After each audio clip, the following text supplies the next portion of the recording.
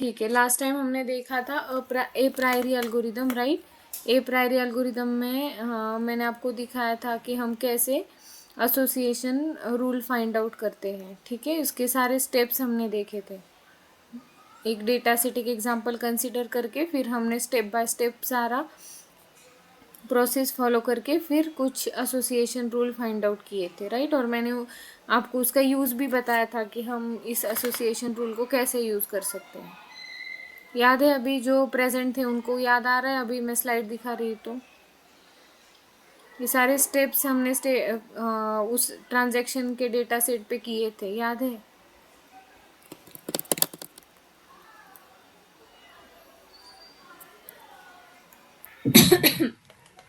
Next algorithm है FP growth algorithm.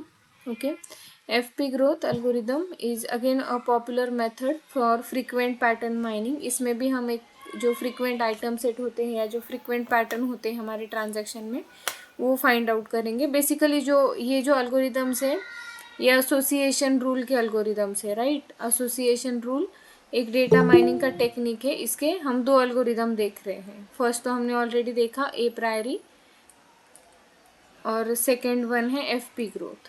ठीक है, तो ये जो एल्गोरिदम्स है ये हमें एसोसिएशन रूल्स ही देंगे, राइट। एसोसिएशन रूल जब हमें मिलते हैं, मतलब इन दोनों का जो फाइनल आउटपुट होगा वो क्या होगा? Association rule. ओके, तो एसोसिएशन रूल जब हमें मिलेंगे तो वो हम बिजनेस स्ट्रैटेजी चेंज करने में, बिजनेस स्ट्रैटेजी को लगाने में हम यूज़ कर सकते हैं। ठीक है, जस्ट अ सेकेंड। ओके, वैसे अभी एफपी ग्रोथ भी हमें क्या देगा? फ्रीक्वेंट पैटर्न देगा। Okay, it is depth first search algorithm that follows divide and conquer strategy. The core of this method is the usage of special data structure named frequent pattern tree, that is FP tree। तो FP growth algorithm में हम एक data structure use करेंगे, उसको कहते हैं FP tree, which retains the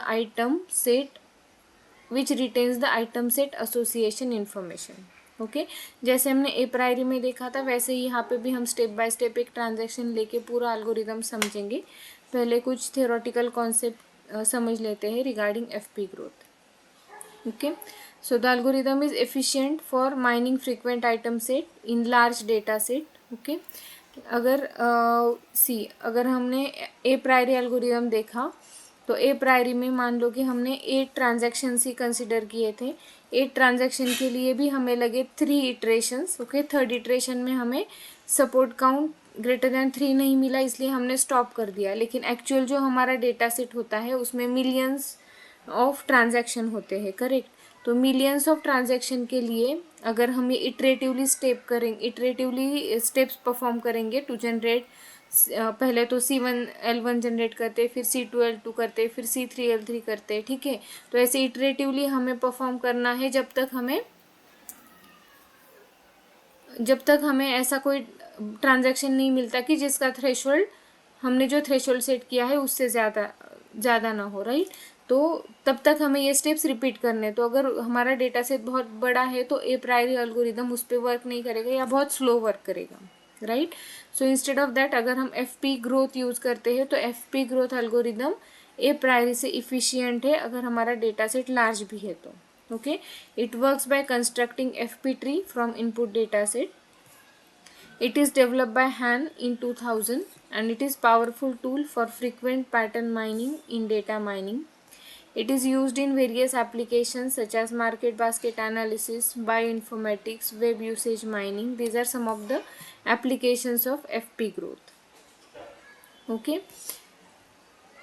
सी यहाँ पे दिया है the apriori algorithm is not suitable for handling large data set because it generates large number of candidates and require multiple scans of database to get that frequent items, right. ये हमने देखा है कि अगर हमारे data set में जितने भी आइटम्स हैं तो उनके हम कॉम्बिनेशंस बनाते हैं और कॉम्बिनेशन का सपोर्ट काउंट चेक करके उनको फिल्टर आउट करते हैं। लेकिन अगर हमारा डेटा सेट बहुत बड़ा है तो उस पर ए प्रायरी एल्गोरिदम सुटेबल नहीं होगा।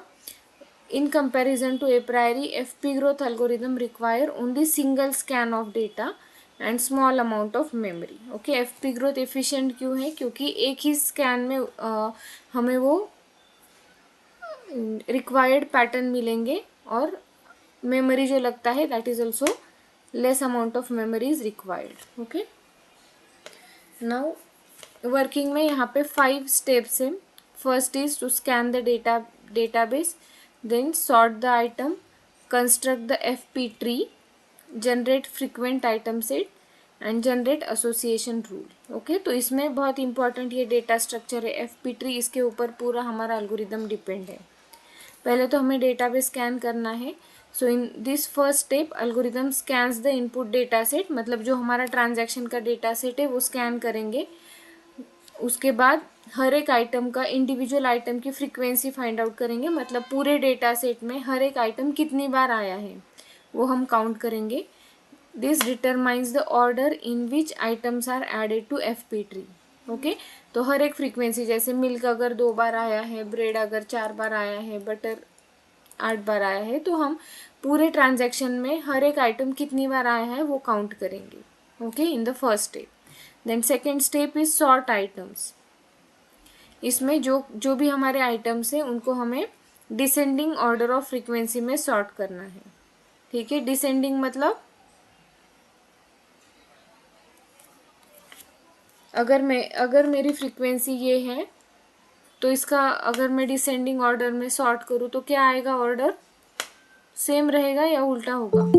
उल्टा हो जाएगा मैम, 8 4 उल्टा 2। हो जाएगा, राइट। तो पहले बटर आएगा, फिर ब्रेड एंड फिर मिल्क, राइट। तो डिसेंडिंग ऑर्डर में हमें इसको सॉर्ट करना है सेकेंड स्टेप में।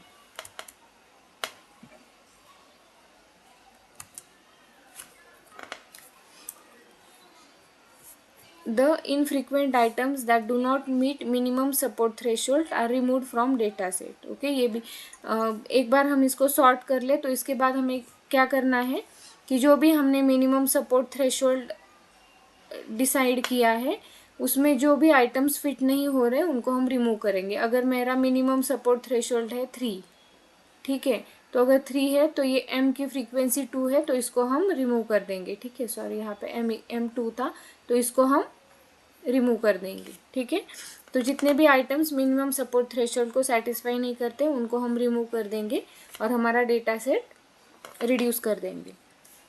ठीक है, then third step which is very important is construct FP tree.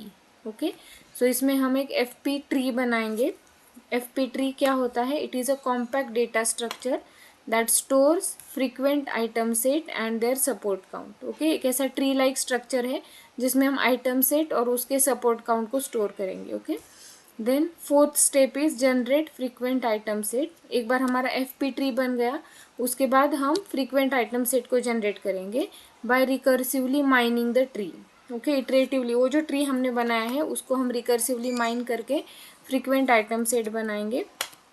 Okay, ये फ्रीक्वेंट आइटम सेट निकालने के लिए हमें from bottom of the tree start करना होता है, रूट से नहीं, नोड से। हम जो लीफ नोड होता है ट्री का, जैसे ट्री कैसे होता है, एक तो रूट नोड होता है, करेक्ट, और रूट नोड से फिर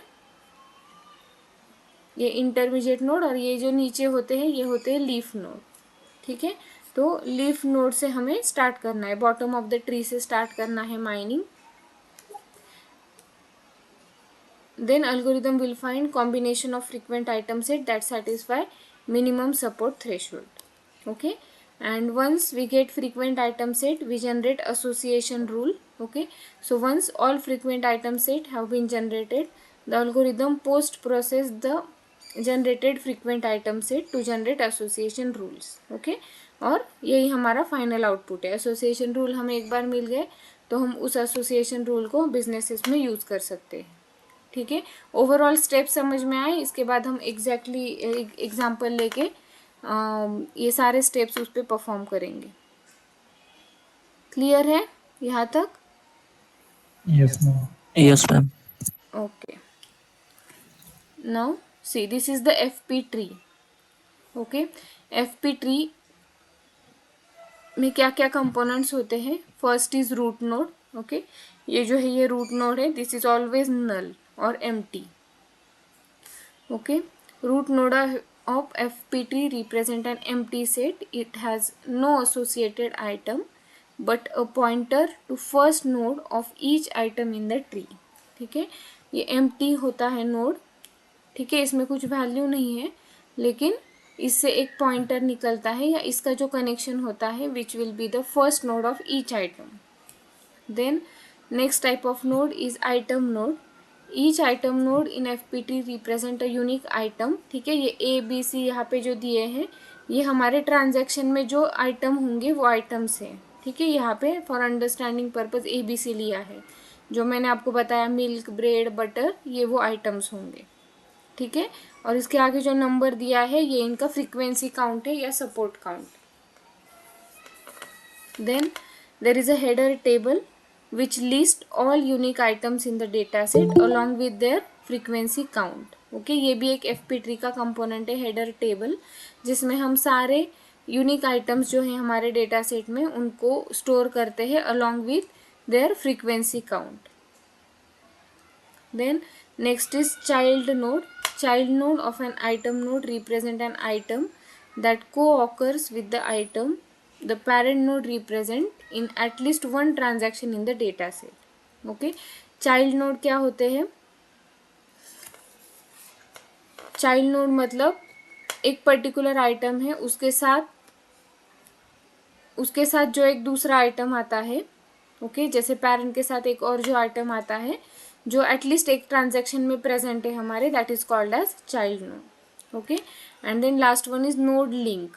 लिंक मतलब ये जो नोड एक दूसरे से कनेक्टेड है using this lines, these are called as links. Okay, यहाँ पे भी आप एक अलग टाइप का लिंक देख सकते हो. So this link is used to traverse the conditional pattern base of each item during mining process. जब हमारा FP tree बन जाएगा तो FP ट्री से जब हम फ्रीक्वेंट आइटम सेट निकालेंगे तो जहाँ जहाँ से कनेक्टेड है ये लिंक्स उस डायरेक्शन में ही हम जाके फ्रीक्वेंट आइटम सेट निकालेंगे. ठीक है, तो जब हम FP ट्री को माइन करेंगे, FP ट्री का माइनिंग करेंगे, तब हमें ये लिंक्स यूज करने हैं. ओके,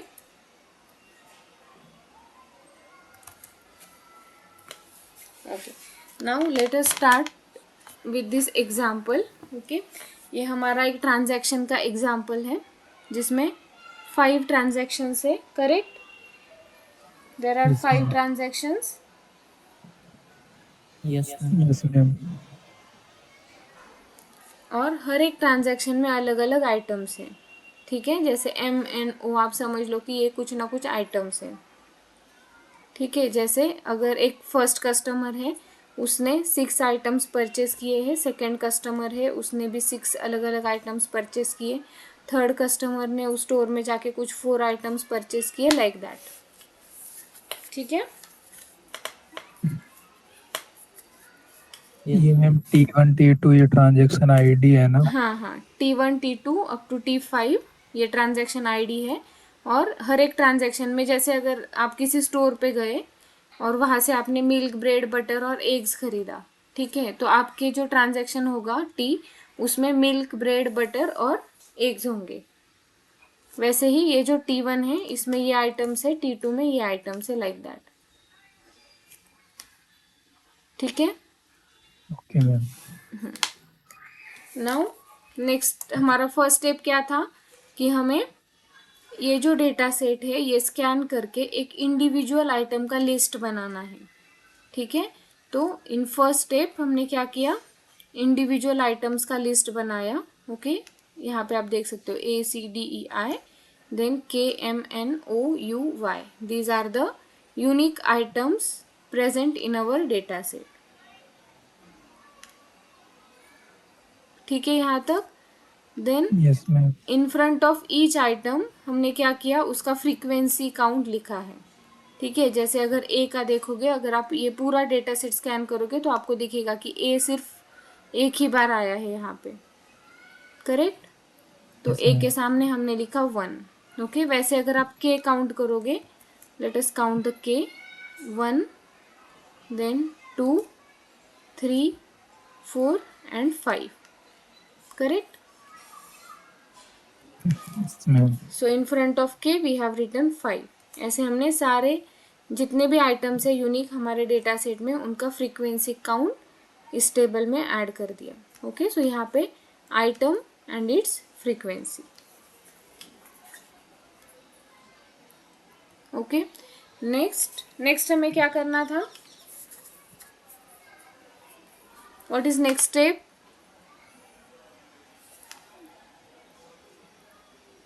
याद है आपको नेक्स्ट स्टेप? यस मैम, इसमें से जो हमारी फ्रीक्वेंसी रिक्वायर रहती है, हाँ, उसको मैच नहीं करते, उनको निकालना है। उससे पहले हमें यस इनको सॉर्ट करना, ठीक है? मैम, सॉर्ट करके फिर जो लेस फ्रीक्वेंसी वाले हैं उनको निकाल देना, ठीक है? तो जैसे यहाँ पे सी, यहाँ पे हमने मिनिमम सपोर्ट क्या कंसिडर किया है? 3। यस मैम, ओके, तो 3 या फिर 3 से जो जो ग्रेटर है उनको हम रखेंगे, बाकी सारे जो आइटम्स हैं उनको हम निकाल देंगे, राइट? जैसे ए को निकालेंगे, सी को भी निकालेंगे, D will get remove, I भी निकल जाएगा, उसके बाद N and U, these all items will be removed, correct? Yes ma'am, हाँ, तो जो हमारा यस ये मैम, ट्रांजैक्शन, जो हमारे ये ट्रांजैक्शंस थे, उनमें से हमने वो सारे आइटम्स को निकाल दिया, राइट? जैसे आप यहाँ पे देखो, अभी सिर्फ KEMOY ही बचे हैं, ठीक है?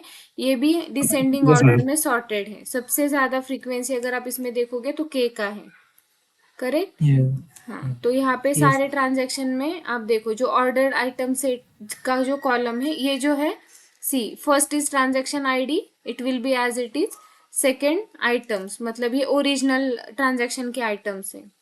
इसमें से हमें क्या करना है? जिसका फ्रीक्वेंसी लेस देन 3 है उनको निकाल देना है, ठीक है? तो सिर्फ हमें KEMOY इतने 5 ही आइटम्स रखने हैं, बाकी सबको निकाल देना है। ओके, और इसी ऑर्डर में रखना है। पहले के आएगा, अगर ई है तो उसके बाद ई आएगा, if M is there M, उसके बाद ओ एंड उसके बाद वाई। ओके, तो यहाँ पे देखो KEMOY, then from this KEOY। आ रहा है ना समझ में? यस मैम, इसमें से हमने यस मैम, कौन कौन से निकाल दिए? डी को निकाल दिया और एन को निकाल दिया। डी और और फिर इनको सॉर्ट कर दिया, तो KEO&Y। ओके, देन इसमें से ए को निकाल दिया, तो 3 ही बचेंगे, उनको भी हमने सॉर्ट करके, पहले के, उसके बाद ई एंड एम। इसमें से सी भी निकल गया, यू भी निकल गया,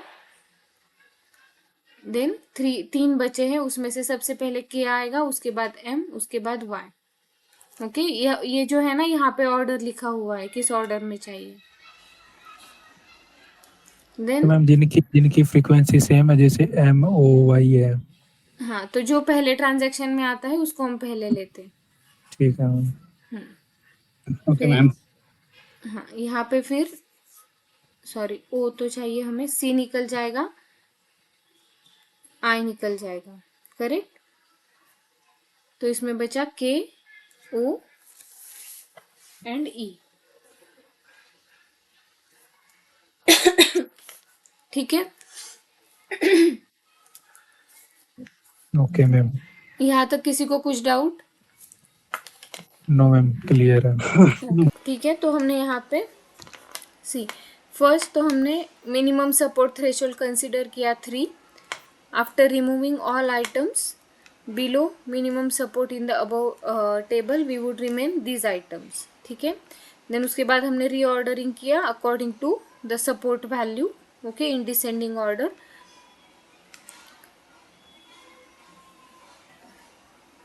ओके, और फिर हमें ये टेबल मिला है। तो अभी हमें सिर्फ ये वाला जो कॉलम है इस पे ही फोकस करना है for building FP tree. Okay, तो ये जो है हम नेक्स्ट क्या करेंगे, जो ऑर्डर आइटम सेट हमारा है फॉर ईच ट्रांजेक्शन, उसके बेसिस पे हम एक FP ट्री बनाएंगे। Okay, now let us okay start with FP tree. Okay, so first transaction हमें देखना है। फर्स्ट ट्रांजेक्शन में हमारे पास 5 आइटम्स है, KEMOY। So will start with root node. Root में जैसे मैंने आपको बताया, root is empty, root is always null. तो ये रूट नोड में नल आ गया, इससे एक पॉइंटर निकलेगा। ओके, और इस पॉइंटर को हम सबसे ज़्यादा फ्रीक्वेंसी वाला ये जो K है उसके साथ अटैच करेंगे। उसके बाद 1 बाय 1 जो आइटम है हमारे ट्रांजैक्शन में ये इसके बाद आएंगे। Okay, so KEMO&Y in the same sequence, हमने इसीलिए इनको सॉर्ट करके रखा है। ठीक है, तो KEMOY यहाँ तक समझ में आया फर्स्ट ट्रांजैक्शन। यस मैम, ये समझ बहुत गया। सिंपल है। ठीक है, और उसके साथ ही आप एक एक नंबर भी देखोगे।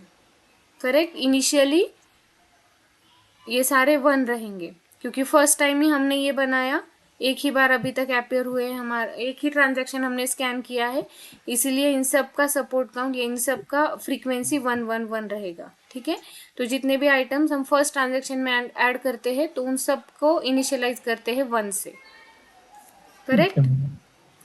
देन सेकेंड ट्रांजैक्शन में है हमारे पास 4 आइटम्स KEO&Y। ओके, तो फिर से K आ गया, तो K का फ्रीक्वेंसी क्या हो गया 2। 2 हो गया। ओके, E हमारे पास पहले से है, इसलिए यस मैम, E का भी फ्रीक्वेंसी क्या हो गया 2 रहेगा, 2 हो गया। 2 करेक्ट, रहेगा। लेकिन हमारा जो पहले वाला ट्री था उसमें E के बाद क्या था, M था। जो फर्स्ट ट्रांजैक्शन है उसमें E के बाद M था, राइट। यस मैम, लेकिन यहाँ पे E के बाद O है, तो इससे हमें और एक ब्रांच क्रिएट करना पड़ेगा which will go to O। ठीक है, E से लेकर O तक समझ में आ रहा है। Yes ma'am. Yes ma'am. और फिर यहाँ मैम, पे एक एरो ई के बच बाद गया, ओ कैसे आया, ये नहीं समझ में आया। नेम। ये तो हमारा ट्रांजैक्शन है। जो सेकेंड नहीं, ट्रांजैक्शन है सी, यहाँ पे देखो फर्स्ट ट्रांजैक्शन में क्या था KEMOY, सेकेंड ट्रांजैक्शन में क्या है हमारे पास KEOY। करेक्ट, तो ओके, रूट से स्टार्ट करेंगे, K ऑलरेडी है।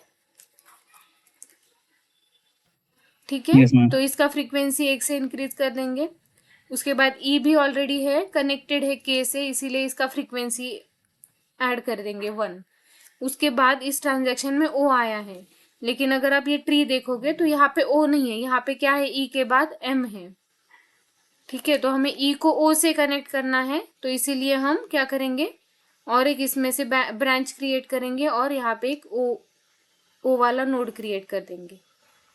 ठीक है, ओके मैम। और इसका यस भी मैम, फ्रीक्वेंसी 1। O के बाद Y है, तो O के बाद Y को एज इट इज कनेक्ट किया, इसका भी फ्रीक्वेंसी 1। ठीक है, तो KEOY from second transaction. Clear यहाँ तक। Yes ma'am. Yes ma'am, clear. हाँ, तो यस मैम। यहाँ पे डिस्क्रिप्शन देखो, in this transaction we will increase the support count of K and E in the tree to 2 as no direct link is available from E to O. We will insert a new path for O and Y and initialize their support count as 1। जैसे ही हमने new path create किया उसमें जितने भी node आएंगे उनको हम 1 से इनिशियलाइज करेंगे। ओके, जो एग्जिस्टिंग है उनका एक एक इंक्रीज करेंगे, अगर नहीं है तो न्यू पाथ बनाना है, और न्यू पाथ जब बनाएंगे तब उन नोड को हम 1 से इनिशियलाइज करेंगे। ठीक है, ओके। ओके। नाउ हमारे थर्ड ट्रांजैक्शन में है KE&M। अरे ये image, just a second.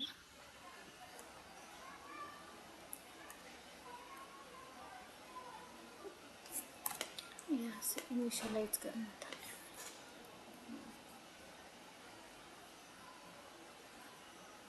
Just a minute. अच्छा, नेक्स्ट ट्रांजैक्शन क्या है हमारा KE&M। करेक्ट, तो ये जो ट्री है इसमें K ऑलरेडी है, राइट। यस मैम, हाँ, तो इसके पहले K का काउंट था 2, इसको हमने 3 कर दिया। यहाँ पे देखो K is 2 in previous step, इसको हमने नेक्स्ट स्टेप में 3 कर दिया। ओके, उसके बाद आया है E। K के बाद यहाँ पे भी E है, राइट। प्रीवियस इसमें इसका सपोर्ट काउंट 2 था, इसको हमने यहाँ पे 3 कर दिया। Correct, yes ma'am. Now E के बाद M भी है हमारे पास कनेक्टेड, E से कनेक्टेड है ये M। करेक्ट। yes मैम, तो ये एज इट इज रहेगा, सिर्फ इसका जो सपोर्ट काउंट पहले 1 था, यहाँ पे हमने क्या कर दिया, 2 कर दिया। ठीक है, तो इसमें हमने कोई भी न्यू पाथ क्रिएट नहीं किया है, लेकिन जो भी पाथ हमारे पास एग्जिस्ट है उन सब का हमने फ्रीक्वेंसी एक एक से इंक्रीज कर दिया। आ रहा है समझ में यहाँ तक? Yes ma'am. डाउट, अगर किसी को भी कुछ डाउट है तो प्लीज पूछो।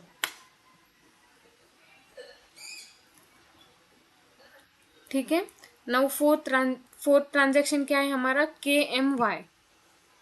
ओके, सो K से डायरेक्टली M तक हमारे पास कोई भी लिंक नहीं है, करेक्ट। तो हमने क्या किया, K से M का न्यू पाथ क्रिएट किया। ओके, और M को क्या इनिशियलाइज किया, 1 से। ओके, अभी M से Y को भी हमें क्रिएट करना पड़ेगा। सो M to Y भी हमने लिंक क्रिएट किया और इसको भी 1 से इनिशियलाइज किया, right. So K to M, M to Y। के को हमने एज इट इज रखा, इसलिए इसका फ्रीक्वेंसी 1 से इंक्रीज किया। तो प्रीवियस स्टेप में यहाँ पे 3 था ना,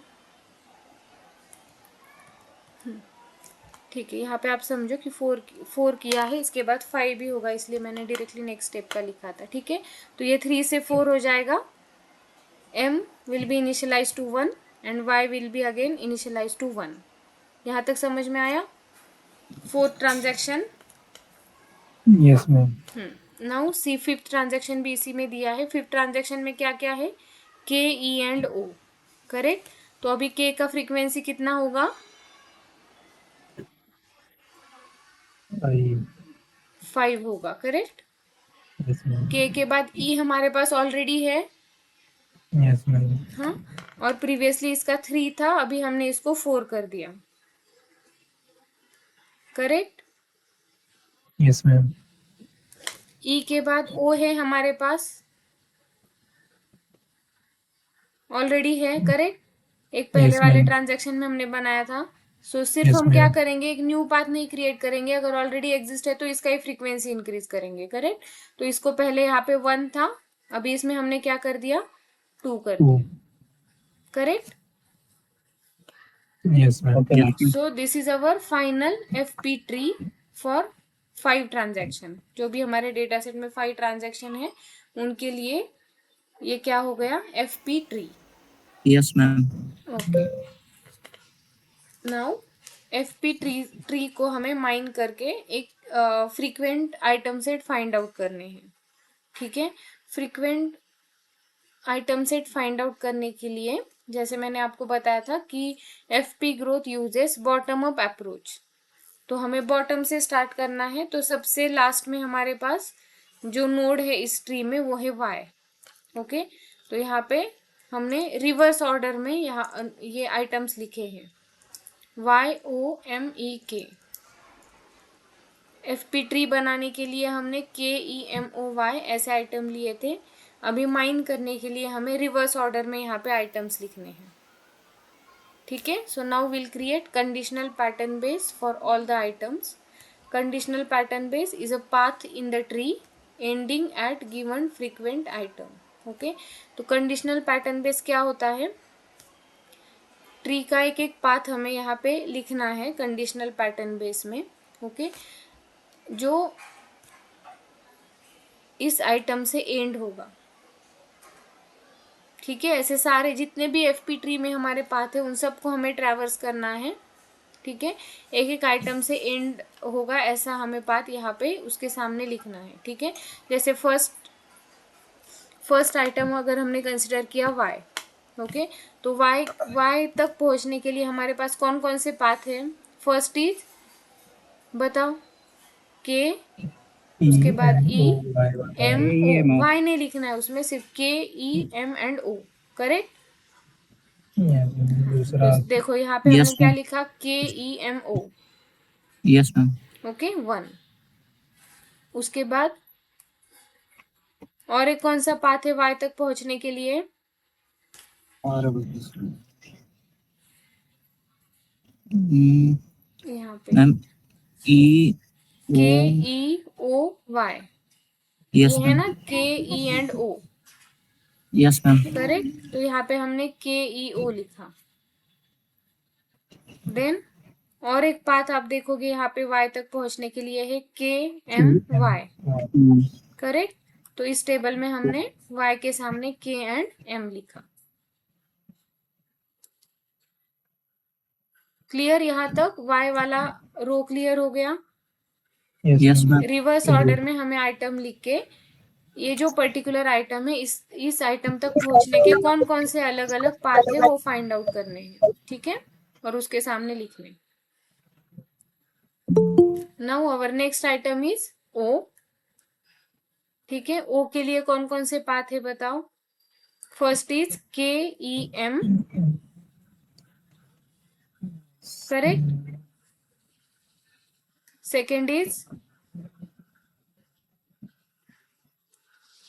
KE। करेक्ट। लेकिन यहाँ पे O का फ्रीक्वेंसी कितना है 2, मतलब KE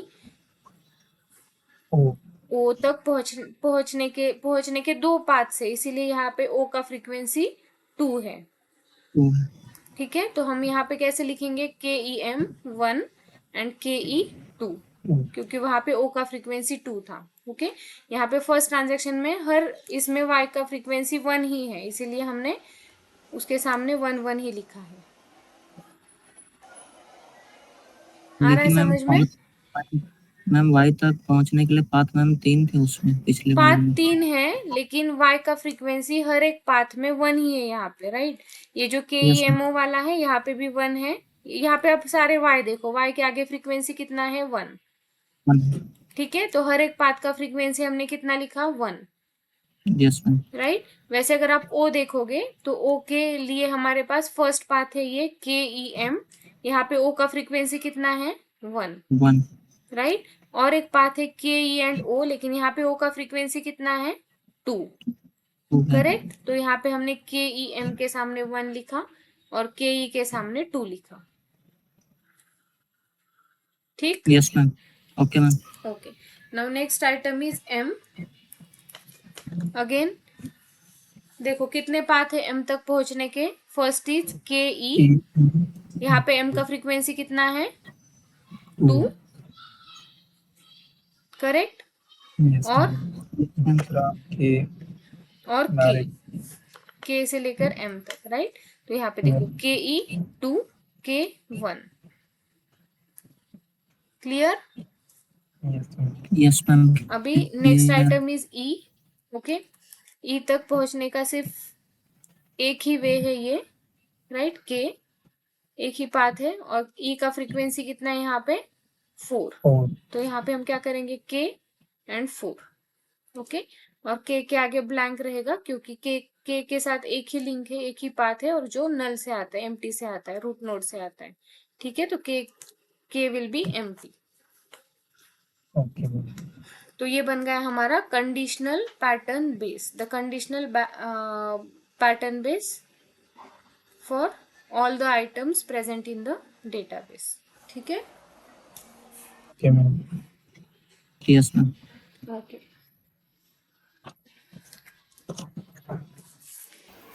नाउ इस कंडीशनल पैटर्न बेस को यूज करके हमें फ्रीक्वेंट पैटर्न ट्री निकालना है या फ्रीक्वेंट आइटम सेट निकालना है। ठीक है, so for now each item we will build a conditional frequent pattern tree. It is computed by identifying set of elements common in all the paths in the conditional pattern base. ये जो भी हमने set निकाले हैं इसमें से हमें common elements निकालने हैं। तीनों सेट में जो कॉमन एलिमेंट्स होंगे वो निकालने हैं और उसका फ्रीक्वेंसी लिखना है। ठीक है, तो अगर आप ये फर्स्ट कंसिडर करोगे तो तीनों में कॉमन ऐसे कितने आइटम्स हैं जो तीनों भी सेट में होंगे। M O and K। M यहाँ पे नहीं है, बीच वाले में नहीं है वो। मैम M नहीं। मैम K है। Only K, yes ma'am. Right, क्योंकि E अगर आप देखोगे तो E थर्ड वाले सेट में नहीं है, एम अगर देखोगे तो एम सेकेंड सेट में नहीं है, राइट, ओ भी थर्ड सेट में नहीं है, तो इन तीनों में कॉमन सिर्फ के है, और के कितनी बार आया है, 1 2 3, के का फ्रीक्वेंसी है 3। ठीक है, नाउ सेकेंड सेट में कौन से कॉमन है, के and E, and E. Right, Yes, ma'am. यहाँ पे के एंड ई एक बार आया है और यहाँ पे के ई 2 बार आया है, इसीलिए इसका फ्रीक्वेंसी कितना होगा, 3। 3। नाउ नेक्स्ट के ई एंड के, इसमें भी सिर्फ के कॉमन है, यहाँ पे के 2 बार आया है और यहाँ पे 1 बार आया है, इसीलिए यहाँ पे के 3। ओके, और यहाँ पे तो एक ही सेट है तो वो एज इट इज यहाँ पे आ जाएगा के 4। ठीक है, Okay, ma'am. Yes ma'am. ये टेबल समझ में आया, conditional FP tree. Yes, ma'am. Okay, so from that conditional FP tree हम क्या करेंगे, अभी फ्रीक्वेंट आइटम सेट जनरेट करेंगे।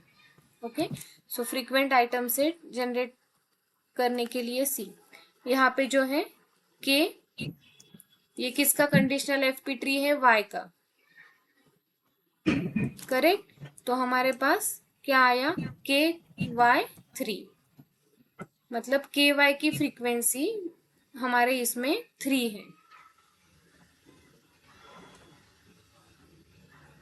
उसके बाद है ओ, ओके, सी, यहाँ पे जो सेकेंड आइटम था ओ, ओके, तो वो के ई के साथ ओ 3 बार आया है, इसका मतलब क्या है कि ये जो हर एक आइटम है इनका हमने कंडीशनल एफपी ट्री निकाला है, इसका मतलब है कि ये जो आइटम है इसके साथ ये वाले एफपी ट्री वाले जो आइटम है वो उतनी बार हमारे डेटा सेट में अपीयर हुए हैं।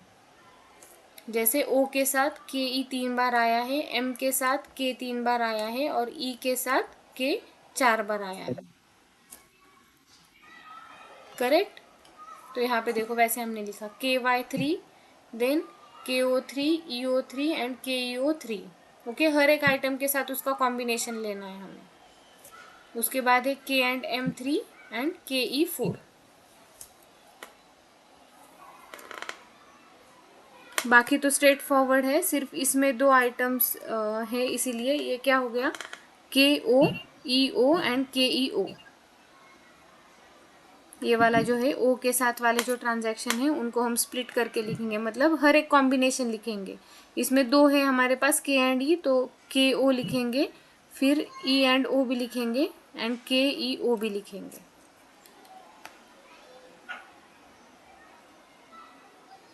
Clear? Yes, ma'am. Yes ma'am. तो ये बेसिकली हमारे पास जो भी हमें फ्रीक्वेंट आइटम सेट मिले हैं, इसका मतलब क्या है, अभी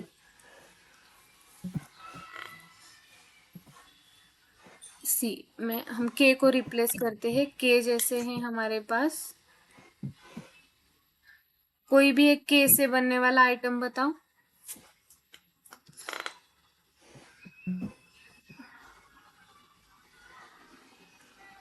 बोलो।